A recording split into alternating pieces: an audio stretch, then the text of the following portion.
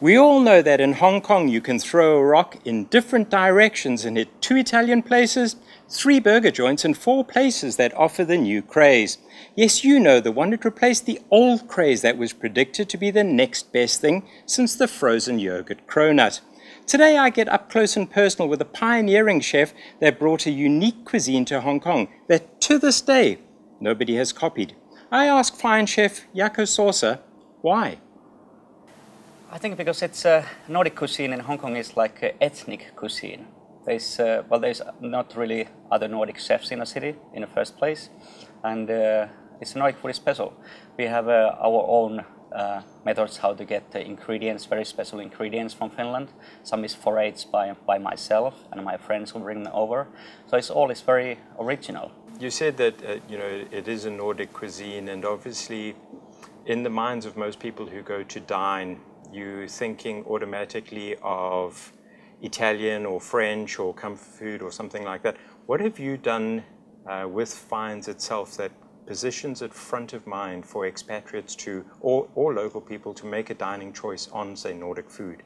I think, well, it's still after 10 years out of 12,000 restaurants, it's the only Nordic restaurant.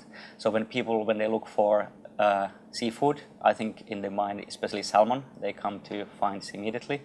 But it's, I think it's authenticity. It's basically what we try to be is we are not trying to do new Nordic cuisine itself, but it's more like to be the real Nordic restaurant. So there's something for the Nordic people. If they feel homesick, they can come.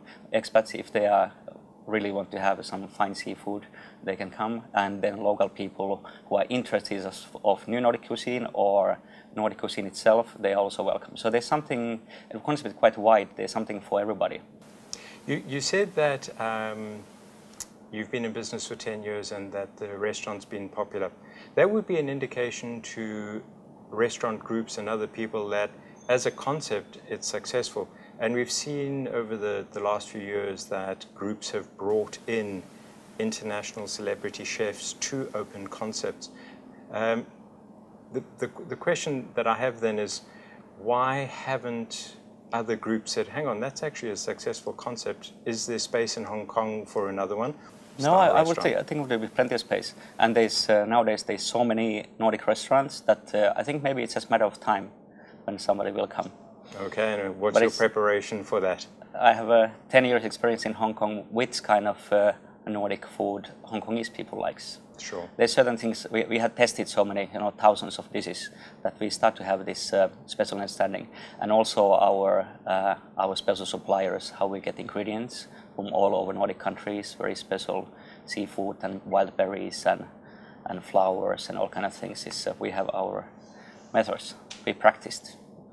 And over the 10 years that you've been a chef, how have you found the dining scene has changed from a customer's perspective and also from an employer's perspective? Well, 20 years as a chef, 10 years in Hong Kong.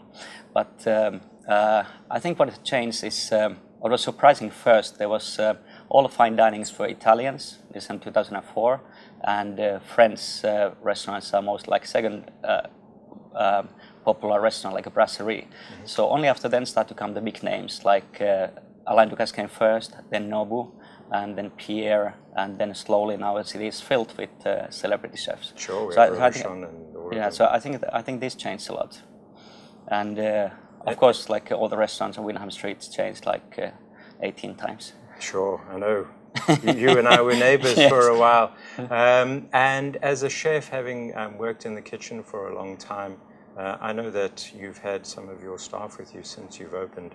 Have you found that you've been able to change the cuisine within the 4 walls that you have to keep your staff interested? Yeah, exactly. I think this is the key. My head chef and sous chef has been with me 8 years, which gives a very nice, safe core for our cooking.